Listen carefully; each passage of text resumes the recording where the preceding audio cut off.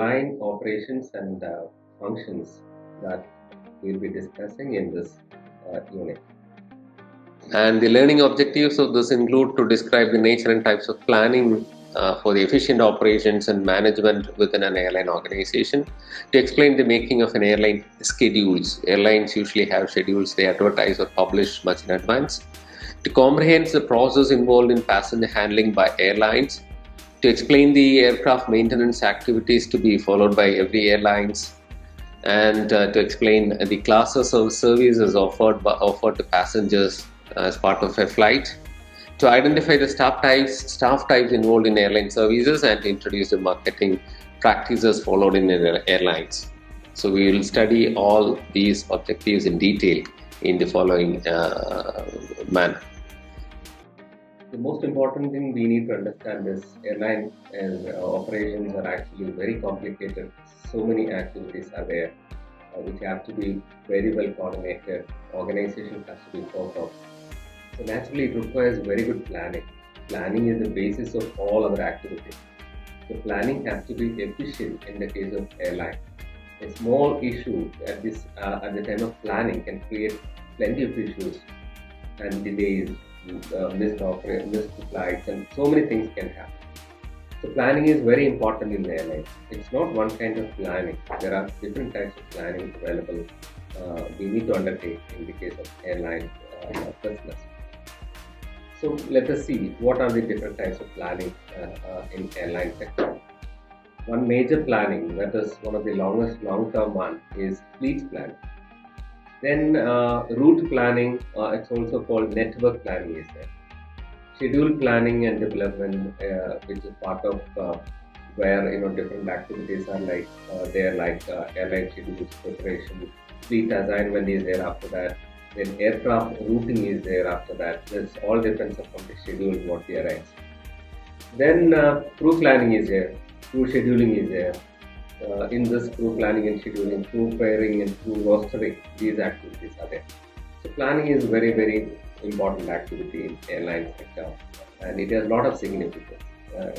It has to go in a perfect manner. Let us go one by one. What we mean by fleet planning?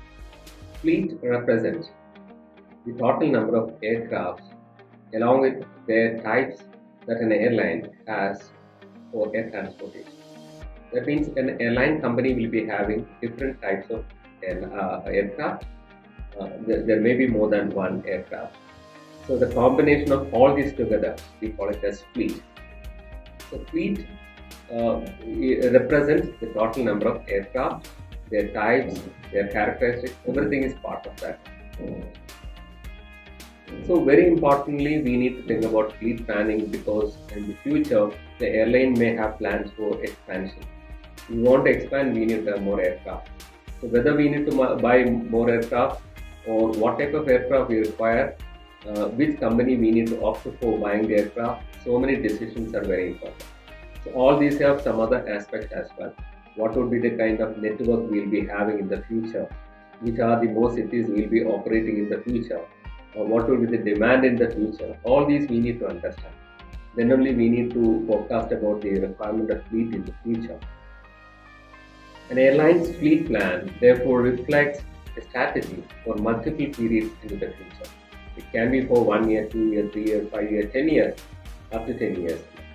It includes the number of aircraft required by aircraft type, the timing of future deliveries, the retirement of existing fleet, as well as the contingency plans to allow for flexibility in the fleet plan given the tremendous uncertainty about future market conditions. We know that as far as air transportation is concerned, it is highly uncertain about the future. We don't know what will happen in the future. There can be demand slump, there can be demand hike, there can be scope for expansion, there can be maybe issues because of we need to curtail, we need to limit our operation. So anything can happen. So there is a lot of uncertainty prevailing about the future. So we need to plan about the future considering all these uncertainties as well. But still we need to plan for the future and we need to think about the number of aircraft required in the future. So type of aircraft is very important. Should we go for a wide-bodied aircraft or a narrow-body aircraft, or should we go for a big one or a smaller one or a medium one, whatever.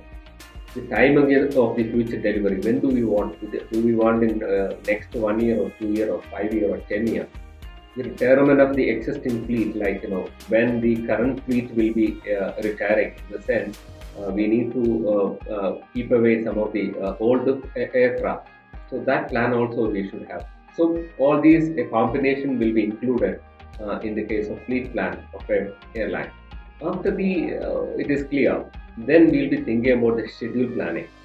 So schedule planning, in fact, different terms are usually considered. It can be for short-term schedules are there, longer-term schedules can be there.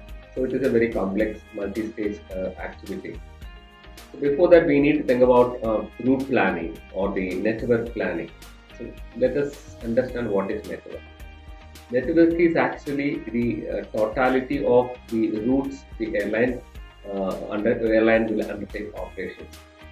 So whether we have to go for a kind of expansion in the network, should we go to more areas? For instance, an airline from India has been operating to Gulf countries and the countries nearby like Sri Lanka, China, then Thailand, Indonesia. So maybe we can have a strategic thinking that we want to expand to the network needs to be expanded to Europe as well. So it's a big, it's a very important thinking. Because that thinking will be, we need to invest a lot of money and efforts and other things for that. So route planning has to be undertaken earlier in order to think about the network expansion and in the future and the routes to serve, etc. It is a basic activity in schedule planning. It defines an airline's product and the network to be marketed and sold to the passengers.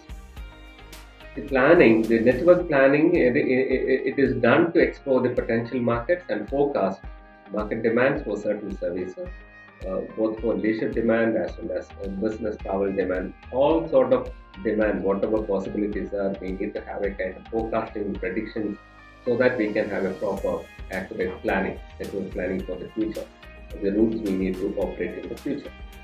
Schedule planning is a very important function that determines the schedules of flight by airline, and those schedules are central to the planning of the entire operations in an airline. So we may be thinking, what is a schedule? Schedule in the sense, it is like a timetable for the operations. So that schedule doesn't mean that it is for a long term or it's for a short term only. It can be for long term as well as short term. So it is basically schedule planning. It is an art of designing system-wide flight patterns that provide optimum public service in both quantity and quality, consistent with the financial health of the carrier.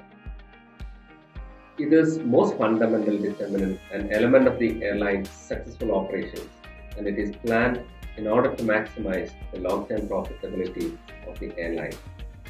So schedule is the base of all other operations by the airline. So the schedule has to be properly planned and scientifically designed so that we can have all the other activities depending upon the schedule that we prepared in the beginning. A schedule will be having, what are the elements of a schedule? What are the contents of a schedule? A schedule, a timetable of an airline will be having what are the flights that will be operating. Flights of the airlines will be included in the schedule. The departure and arrival airports. So usually we will be using the IATA codes for representing the airports. Whatever is the code that will be included. Usually the name of the airport may not be included. Rather, we may be including the code only. IATA codes are there. 3-letter codes are there. These codes will be used for including in the schedule. So in most of the cases, even in the boarding pass when they issue, they will be including only the code. For example, for New Delhi, DEL, the DEL is used for representing New Delhi, and Mumbai, BOM is used for representing Mumbai. So these kind of 3-letter codes are there. They will be used for representing the airport. So the departure airport, arrival airport codes will be included, and the time of the flights, what time they start, the expected time of departure ETD, expected time of arrival ETA, these also will be included in the schedule.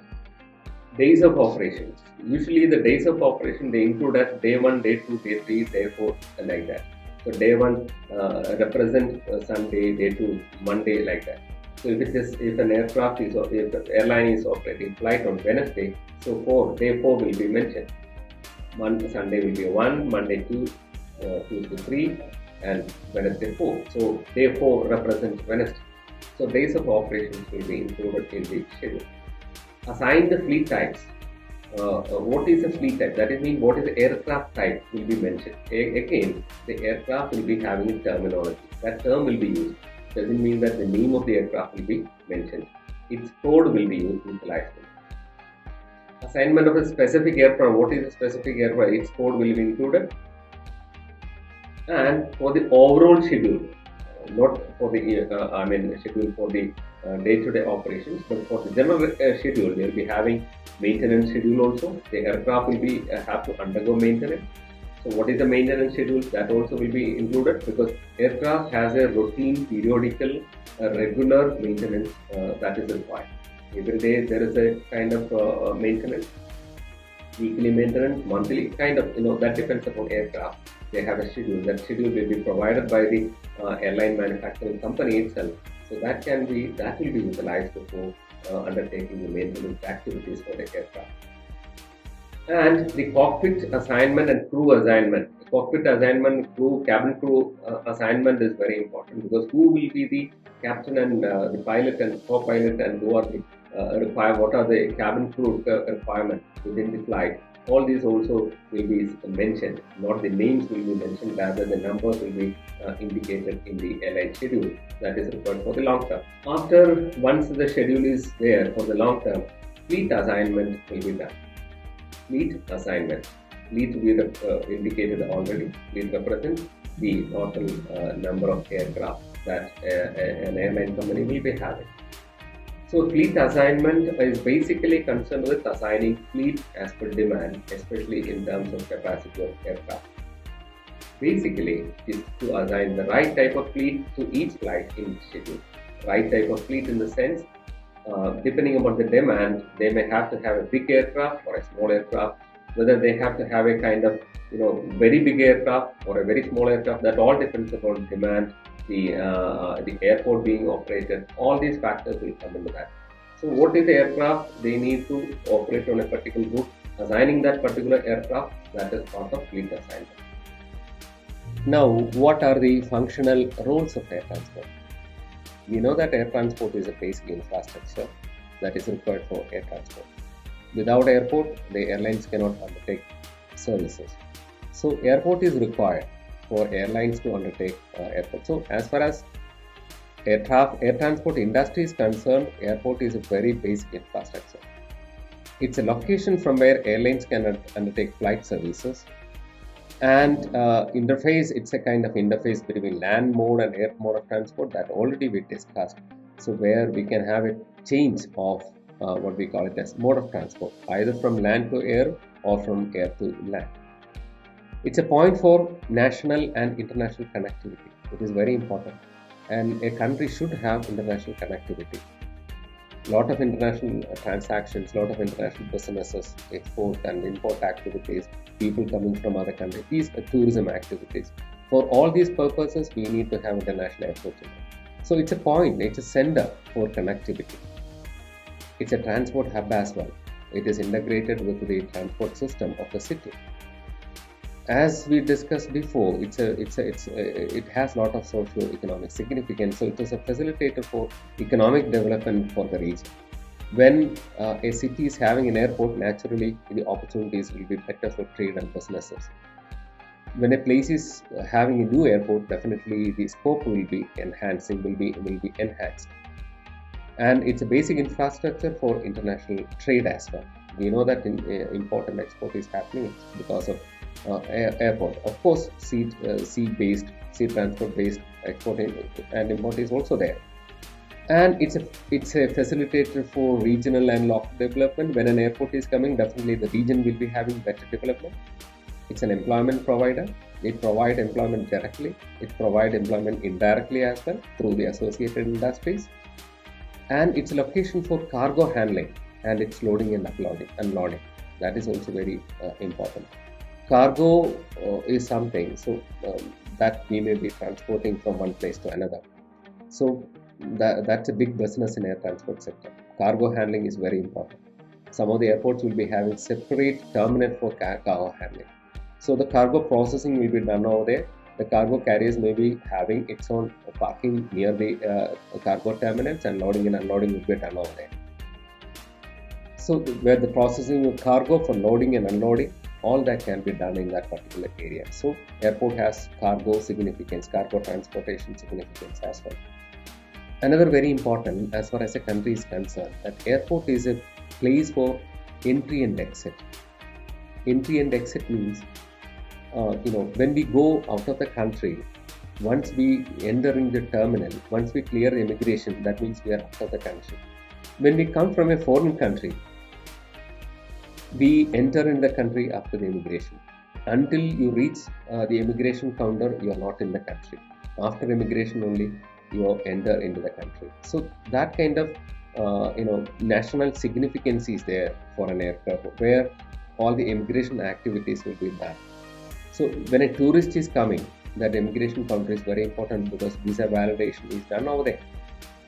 Space for safety and security measures in air transportation, that is a very, very important activity, because airport is a place where complete safety security measures are undertaken. The baggage screening is done there, hand baggage screening is done there, personal body checking is done in the airport, and you will be under CCTV surveillance always, closed to circuit television. That surveillance is always there. What are the activities you do inside the airport? They will be closely monitoring us, watching us, what are the activities we do. So these kind of security measures are very strictly followed inside airport. So they can restrict so much of safety and security issues, particularly, especially after September 11 attack that happened in USA. After that, security measures have beefed up like anything. Lot of measures are there that are taken inside the airport. So airport is hub of everything, all the security activities, and it is a very important commercial space also. Lot of shopping is happening inside airport. Duty free shops are there, other shopping centers are there, currency conversion centers are there, banking services can be done there, rent-a-car services can be arranged from there, tour operation and travel agency facilities are there inside a airport. So it's a commercial space as well, airport. So the role of airports are actually multiple as far as an airport is concerned, not just a space or a structure or an infrastructure for changing the mode of transport from land to air or from air to land. A lot of other significance is there. As far as a tourist is concerned, what is the significance of airport? So we are studying a tourism course, so we should understand. For a tourist, airport is a port of entry. That means that is an entry point. Here you get the entry permission. Without passing through that entry permission counter, that entry permission is done by the immigration counter. So in some airport it will be written as passport control center. Some airport it is written as immigration control center or immigration control center. When you come from outside, it is immigration. So that immigration counter, there only they permit you to enter into the country. Until you reach the immigration counter, you are not in the country, you are out of the country. So it's a port of entry to get the entry permission for a tourist to visit a country. And sometimes nowadays we know that there are facilities like visa on arrival. Visa on arrival is offered by India also. For example, many foreign countries, the citizens of those countries can come to our airport and get the visa from the airport itself and enter into the country. So that is what we call it as visa on arrival. Indians can also go like this. For example, suppose you want to visit Thailand. Just go to Thailand airport, take the visa from the airport itself and visit the country. So that facility we call it as visa on arrival. So airport provides a facility for visa on arrival as well. And airport is a center for refreshment options. Lot of restaurants are, not lot of actually, there are plenty of restaurants within. 8 different types of restaurants are there, coffee shops are there, other kind of refreshment center options are there within the airport. Even lounges are also there where you will be getting different types of food options and all. It's a place for booking tourist services like accommodation, rent a car, etc. In the arrival area, there will be space for hotel bookings, there will be space for car rental bookings, there will be space for tour holiday bookings, tour package bookings. It's an information counters are there. Then tourist information services are there. So getting the services can be done. It can be done. A tourist can have the services getting booked from the airport itself. That is another important aspect of airport for a tourist. Airport is like a concierge, like a tourism information center. Definitely, an airport will be having all the kind of information provision services. Usually, the local tourist office will be having its own center within an airport. So they provide all the tourist brochures, and there will be staff, very professional staff will be there. They give the information. When a tourist is coming, if they want to know anything about something about the destination they visit, the attractions, etc., they can just contact the tourist information office over there. So usually tourist information counters are there within the airport. So overall, other information also provided. So that is why we call it as a concierge service. Information provision is entertained by the airports, because big cities, these kind of centers are very important. When a tourist is coming from outside, he will be a stranger in the place. So definitely he will be having a lot of confusions, doubts, information required to visit the place, or information required to go for accommodation, or information required for how to travel to different attractions. So there has to be very efficient staff for providing all this. And for a tourist, airport is an ideal location for shopping. That is very important for leisure tourism, not business tourism particularly, but basically for leisure tourism. Because leisure tourists will be visiting a destination for a short period, maybe for 3 days, 4 days, 5 days and all. So throughout the time they spend in the destination, they may be visiting places. So they may forget to buy something, or they may not be getting enough time to buy something. So usually when we visit somewhere, we would be happy to carry something back to our home, or to give to our friends, relatives and our kids, kith and kin. So we prefer to buy something. So the tourists may not be getting adequate time from the destination to have shopping. So there are spaces within the airport. From there they can have the shopping. So duty free shops are there, gift shops are there, textile shops are there, book centers and other kind of things are there. So shopping options are there within the airport. So that is another advantage as far as airport is concerned for a tourist. And through airport we can transport our baggage. If you want to send extra baggage also, we can have. And airport is a place where the tourist feels welcome, reception, meet and greet, tour briefing, everything can be done within an airport. If you are part of a particular tour package, definitely somebody will be waiting for you. You can just meet those people, they will brief you how to go ahead with the tour. And somebody will be there to welcome you. If you have relatives or friends or somebody waiting for you, they will welcome you. You feel a lot of happiness when you see them. So meet and greet possibilities are there in the airport. And it's a place where you can have tour briefing and see off for departing tourists. When a tour operator will be their staff will be coming over there, they will depart you, they will see off you. And inside the airport, banking services, currency conversion options are there.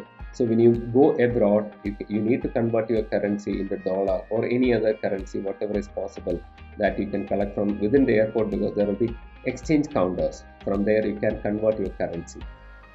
And you'll be having some banking services as well. Some of the international banks will be having their own outlets.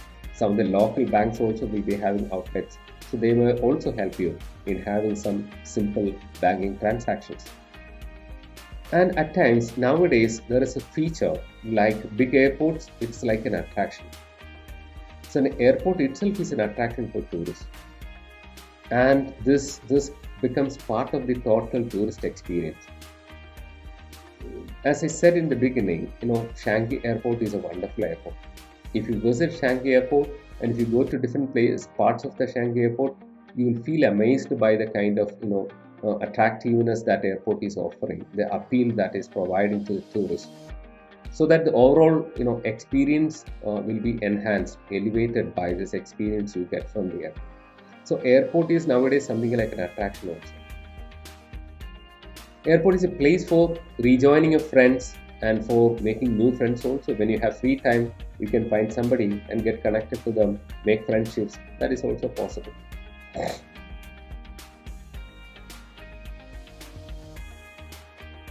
Who are the customers of an airport? Airport is also a business organization. It's also a commercial organization nowadays. It's not like a government agency. It may be run by a government agency, but they have to make money for their surveyor. They have to pay salary for their employees. So they need to have revenue. How do they get revenue? They need to get the revenue from the customers of them. So that means there are customers for the airport. Who are the customers? Airline is the primary customer for an airport. Airlines make use of airports, facilities and services. Another major category of customer is passengers. Passengers involves tourists, both leisure tourists and business tourists, then other types of travelers, all type of passengers. Tour operators are there, they make use of the services of airport for undertaking their package tour activities. Travel agents also will be having some kind of connections with airport. Freight forwarders, cargo forwarders, they make use of the services of the airport for sending their cargo or freight to other places. Then there are ground handlers. Ground handlers in the sense, these are the agencies, they undertake ground handling activities on behalf of airline companies. Every airline cannot have their own staff in all the airports across the world. For example, Air India is undertaking transport services to Dubai, to London, to Frankfurt, to many other major cities. In all the cities, Air India cannot have their own staff. So what they do is actually they engage with some other agencies to handle whatever the requirements are there inside the airport wherever they undertake services. So there are some special exclusive agencies, they undertake these kind of activities, and those kind of agencies are called as ground handling agencies. Then retail concessionaries are there. For example, as I said, bookshops, then other kind of shops inside the airport, we call it as concessionaries. So these retail concessionaries are also customers for the airport, and they may be paying the rent and maybe sharing the profit with the airport, like that. That depends upon the agreement. And to some extent, the employees working inside the airport are also part of the customers of the airport. Now, what is the product airline is providing? That is very important. Being a commercial organization, you should have a product. Airport product can be defined from different perspectives. The core product of airport with regard to an airline, so that depends upon the customer. So for an airline, it provides the ability to land and take off of an aircraft smoothly and efficiently, along with the ability for smooth, efficient and quick passenger handling. So that is the service what the airline is consuming from an airport. So that is the core product as far as an airline is concerned in connection with the airport. For the passenger, it is getting the facility and the ability to board and disembark an aircraft for traveling from one place to another using the services of an airline. So basically, they are not consuming the services of airport. In fact, they are using the services of airline, but definitely directly or indirectly they are using the services of airport as well. So that is the kind of service they consume from an airport. For a freight forwarder, the ability to load and unload freight or cargo into and from an aircraft is a core product. So this is what is constituting the product of aircraft. So these products are complemented by many other things. A tourist is getting refreshments. A tourist is getting shopping experience. A tourist is getting many other appeal and attractiveness within this. All these are complementary and subsidiary to the core product of that an airport is providing. To sum up, all airline operations are preceded by efficient and scientific planning in airlines. Planning at different levels are happening in airline industry, like for fleet planning is there, fleet assignment is there, schedule preparation is there, crew assignment and planning is there. Schedules are the base of all airline operations in airlines. Airline undertakes a series of activities within the terminal of an airport to make passengers ready for the trip to the destination. These altogether called passenger handling and critical in the customer satisfaction. Airlines have to follow a very strict maintenance activities for each aircraft as prescribed by the aircraft manufacturer, which is mandatory. The airline services performed by different staff categories, of which the in-flight staff, which include cabin crew and cockpit crew, are very important in offering an enjoyable trip to the passengers. Latest marketing strategies are followed by airlines to attract and retain the customers. Dynamic pricing is followed to maintain good profit. So these are all what we learned in this chapter, and let us conclude this way.